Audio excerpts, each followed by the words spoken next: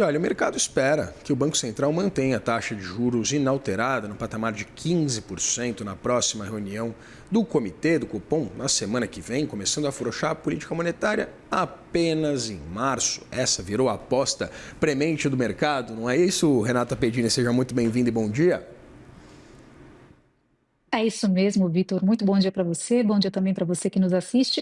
É o que mostra uma pesquisa Projeções Broadcast que publicamos ontem no final da tarde aqui no nosso terminal. É uma pesquisa que mostrou algum ajuste no fim do ciclo, no fim do ano, em 2026, mas para janeiro é dada como certa a manutenção em 15% ao ano. É a reunião da semana que vem, a primeira do ano. Nós ouvimos 37 casas e o placar é o seguinte: 36 esperam manutenção em janeiro, 34 redução da Selic em março e duas instituições trabalham com corte do juro em abril. Então, nas medianas das estimativas, a gente tem o seguinte: janeiro, semana que vem, 15% ao ano, março, 14,50% ao ano e abril, 14%. No fim de 2026, a mediana indica 12,38%, que é o meio do caminho, entre 12,25% e 12,50% ao ano.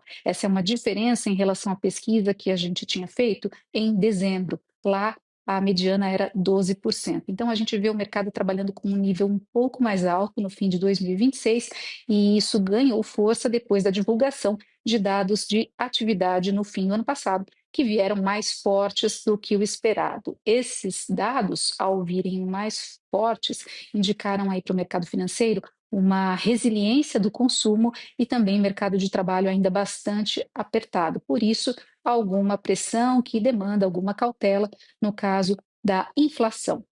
Vale a gente lembrar aqui também, como pontuaram os analistas que participaram dessa pesquisa, que o Banco Central tem reforçado uma postura muito dependente de dados. E se é assim, depois de dados mais fortes de atividade, natural a manutenção da Selic em janeiro, ainda que uma melhora na inflação, principalmente aí nas expectativas de inflação, 3,2% em um horizonte relevante do Banco Central, pudesse abrir um espaço para uma redução já na semana que vem, né? Não é o caso. Então, você tem essa postura dependente de dados, os dados mais fortes, e, além disso, um cenário externo que ficou mais turbulento do fim do ano passado para cá, né? A tensão geopolítica aumentou, o preço do petróleo também, e isso bate na inflação.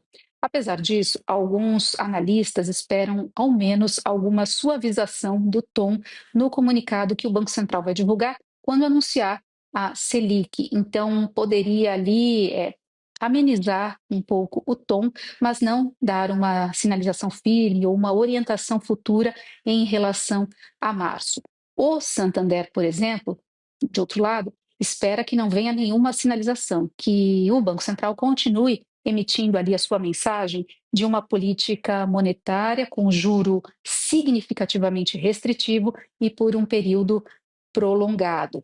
Já o Itaú, nesta manhã, fez uma mudança aí na sua projeção. Estava trabalhando com corte em janeiro, divulgou que passou a trabalhar com corte em março, porque reconhece alguma desinflação nos bens comercializáveis, mas muito concentrada ali. Por isso, é necessária cautela por parte do Banco Central. O Itaú está trabalhando com uma redução de 0,25 ponto percentual em março e 12,75 para a Selic no fim de 2026, embora reconheça que o Banco Central ganhou credibilidade no processo de condução da política monetária até agora. Ainda sobre essa questão do ganho de credibilidade, nós também fizemos uma outra matéria aqui, consultando os economistas, em relação ao fato de esse comitê ter menos diretores do que deveria, né? São 9 diretores do Banco Central, 2 terminaram o mandato no fim do ano passado, por isso este comitê vai trabalhar com 7 diretores. O governo federal ainda não indicou os novos nomes, e esses nomes também teriam que ser sabatinados no Senado.